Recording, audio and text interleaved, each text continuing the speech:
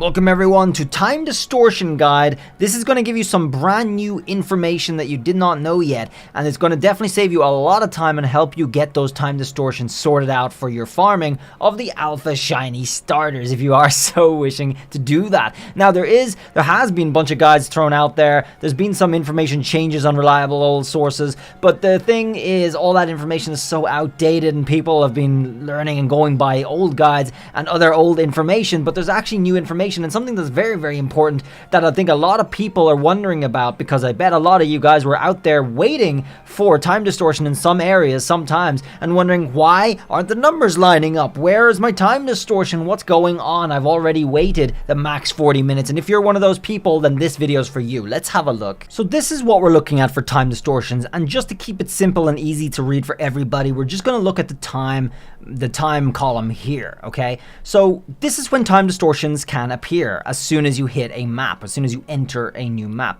It can appear in 5 minutes, 10 minutes, 15 minutes, 25 minutes, or 40 minutes. Only one of those is going to be your first timer for a time distortion.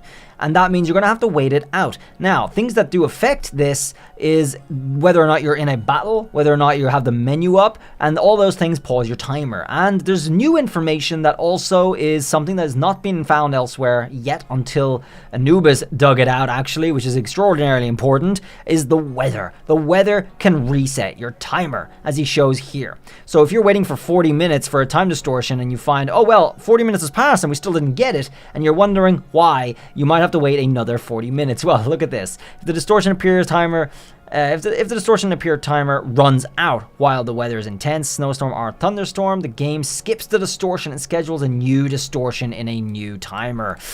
You don't want that to happen. And anyway, guys, let's have a look at how this works. So, I'm in my game. I'm going to go ahead and go out, and we're going to get a time distortion. Let's go to Alabaster Icelands, a good one for different weather. And, I mean, actually, if you look at this again, the weather I didn't even know existed was intense sun, to be honest. This is what the icon looks for that. I didn't even know that was a thing in this game. But we did see Blizzard, which can appear in Alabaster Icelands and Coronet Highlands. And we very well know Cobalt Coastlands for the thunderstorms, because we had to get our genie there. So, we're in Alabaster Icelands now. As soon as I hit here, I could get a time distortion in either any one of those times. 5 minutes is possible, 10 minutes is possible, 15 minutes, 25 or 40 minutes. All of those are my possibilities of getting a time distortion. And the best way to do it, to avoid fighting, to avoid pausing my timer by accident, is to just sit back, relax, and wait right here at camp until I see the message come up. And I don't actually have to look at the message, because if you're doing something else on the side waiting for time distortions, if you're farming them a lot, you can just come check on your game every now and again, hit the select and have a look at the map. You'll be able to see the icon if it's forming. But you do not want to stay on the map, because that's going to pause your timer. So we're going to wait out here like this with the open screen. This is the best way to get it. So we'll try to get one right here. Okay, so if you're like me and you were waiting for your time distortion, which could have spawned in any of those 5 different times, I don't even know yet because I haven't seen any message, so I don't know. But I got this weather. Now this is the Blizzard weather, so this means my timer is not currently going on. And if I happen to run out, if my timer for the distortion was set at 10 minutes, but I got this weather towards the end of the timer, and the 10 minutes ran out while it was still blizzardy, that would have messed up my timer. That would have reset it entirely. I would have had to start again from 0 with a brand new timer, which could have been changed to 40 for all I know. It could have been changed to 5, I don't know. So the real strategy for this is to do and exploit what we already know about the timers, which is the pausing of the timer. Because we can go into a battle, we can just go into a battle with this or anything, and we can wait out the weather. Because the time of day does still continue, our timer gets paused for the time distortion, and we can just wait it out until we have clear weather. And that is going to require a little bit of extra waiting either way, guys, but at least it's not going to reset your entire timer. That's one option. If you guys don't mind resetting your timer, you can go ahead and go to sleep in the tent and just clear out the weather. But then again, you do also have a repeat chance of getting more weather again that you might not anticipate. There's no way to tell. This is just some of the RNG behind the time distortions. So this is one option. Going into a battle and waiting until the weather passes, and then continuing your timer like normal. And at that point, you should not have an issue with your timer running out in the middle of this weather and then resetting, because that's going to waste a lot more time for you. So let's go ahead and wait this out, and then we'll continue our distortion timer. Okay, coming back now is fine. As you can see, the weather has died down and we have just regular snow. That is just regular snow as far as I can tell. So we are free to leave the battle. And as you can see, it's also becoming sunset now, too. So we waited a little bit of time. I think that took about 4 minutes. But the chances we're going to get Blizzard again before our next Distortion is almost 0. So it's up to, you can see up there, it's normal snow now. And we can just go ahead and go back to camp and just wait it out until we get our time Distortion. Just stay out of trouble. No menus, no resetting or anything. We'll just chill right here until we get our Distortion. So it looks like we're going to have a nice nighttime Distortion for this. And I'll be back here in a sec when we get it. Oh. Do we have a time Distortion yet? Oh, we do. Perfect. So I think this was a 15-minute one for me. Let's go ahead and go over to it. Now, there's a bunch of things that do not affect time distortions. I'll go through that right after we do our time distortion, because this will be a valuable time to talk about. While we do it, will be a valuable time to talk about what you can actually use time distortions for, in case you're not familiar with it. First and foremost, one of the things that was definitely very early game was the items that you can get in there, which are the different shards. Of course, I have a bunch of those shards down here, the red, blue, and green shards, right? They're used in coordination with Stardust to make star pieces, which you can then sell for money. But actually, we have a way better method to farm for money, which is the nuggets farm. As you can see, I have 109 nuggets from just fighting the sisters as I went around shiny hunting and stuff. I wasn't even farming the sisters. I just did the sisters when I saw them. And I now, from a day or 2 days of doing that on stream, I have 109 nuggets. So I am set for life, dudes. You can buy anything you want. You can buy the materials to make jet balls.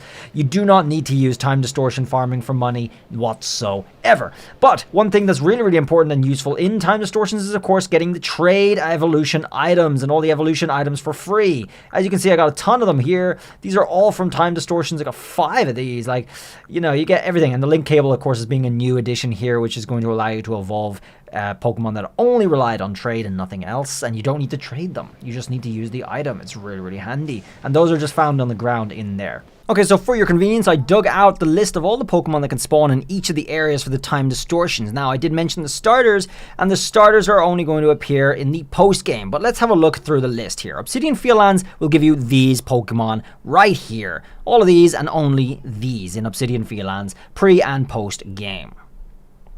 Crimson Mirelands will have these all throughout the main game, and then when you get to post-game, you will unlock Cyndaquil, who does have the ability to appear in these time distortions as well. Now, it seems to give us one starter in this list, but I'm almost 100% certain that I've seen starters change per different areas. I'm pretty sure I've seen Rowlet in Alabaster Icelands, but most of the time it is Oshawott. So I think what this list is referring to is the most likely encounter for the starters in this area, but it might very well be able to change. But you'll still get a starter in most cases after you finish the main story, and that's going to be Mireland.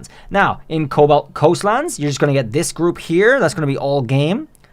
And moving on to the next one, Coronet Highlands. You're going to be able to get these. Very important, the fossils. Of course, the more evolutions are spawning everywhere. And then, again, Rowlet is the most common one here in there. So you'll be able to get that in the post-game, too. And again, that's the only way you'll be able to get these. Shiny and Alpha are both.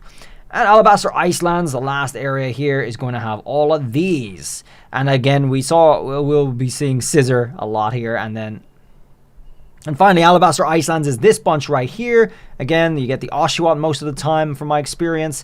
That is definitely also here in the list too. And guys, keep in mind, what you're seeing in the list here is not always going to spawn. You won't have a 100% chance to spawn everything you see in the list here in these time distortions.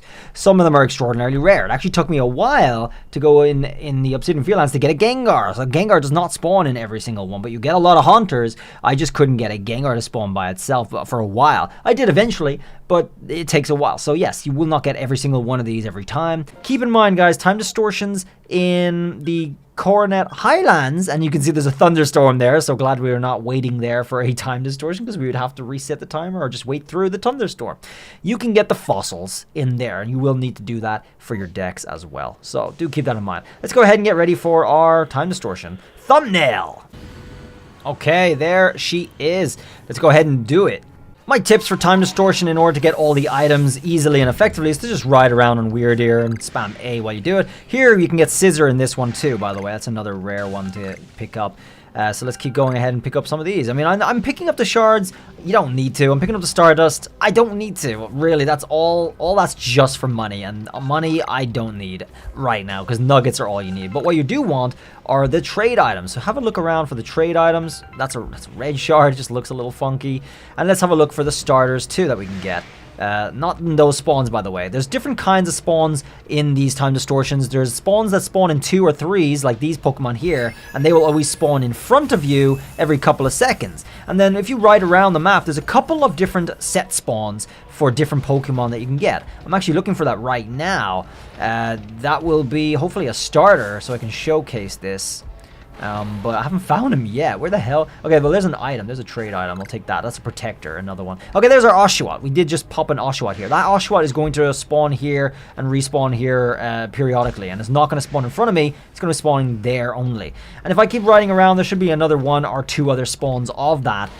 Or its evolutions. And possibly alpha and possibly shiny somewhere around here. So I'm just having a look for it if I can find another one. Because there's usually 3, I think, or more. 3 or 4, maybe 2. I've most consistently found 3, but I haven't found another one. Where the hell are they? Really? They must be in some weird positioning. Or maybe I just got extraordinarily unlucky. But anyway, you guys saw that Oshawott. That is what you can get, and you can get them alpha and shiny legit this way. This is the only way you're going to be able to do that. Oh, I think Scissor here might be one of the static spawns too, because that's still over here. That's another different static spawn that you can get, but you can also get them from the... okay, we got 2 Scissors here and an Oshawott. That makes sense. Alright, so there you go, guys. That's going to be your static spawns for this, and that's all I really need this for. There's our Oshawott, if we wanted to catch it. And again, like I said, you mostly seem to see Oshawott in this map. And...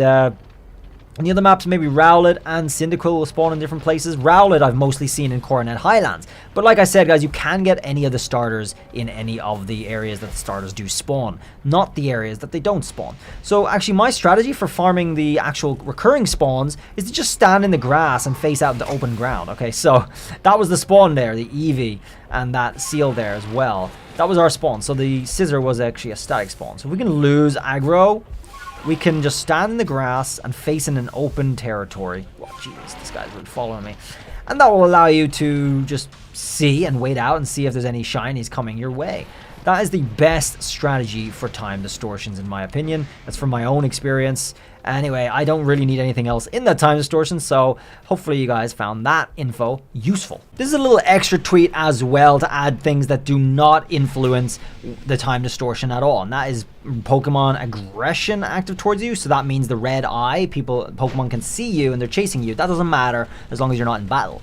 And then riding a mount, which of course you do a lot anyway. Of course, it doesn't affect it. Being on top of the distortion spawn, so if you're in the air or if you're above the distortion, does not affect it. And if there's an outbreak in the area, that's an important one because a lot of people theorize that you're only going to be able to get rare events individually, separate from other rare events. For example, you're only going to be able to have an outbreak by itself, no distortion and no sisters. You're only going to be able to get the sisters, no outbreak, no distortion, or you're only going to be able to get the distortion, no outbreak, and no sisters. So no, that's not the case. That's not the case at all. They can all spawn in the same area all at once, as you can see as well here. Outbreaks active in the area is fine. Guys, thanks for watching. Hopefully you found this one useful. This is the guide that's going to cover basically everything we know about time distortions. And I think a lot of information about time distortions was still left out in previous guides that you may have seen elsewhere, as well as information on different sites that we covered as well. So good luck farming the alpha starters. Good luck farming the shinies, the Pokemon that you need for your decks. They all appear in those time distortions, as well as the items that you need to evolve some of them. So knock yourselves out. Go ahead and farm as much as you like. Good luck getting your shinies, and I'll see you guys around in the next video. Don't forget to sub. Till then, bye.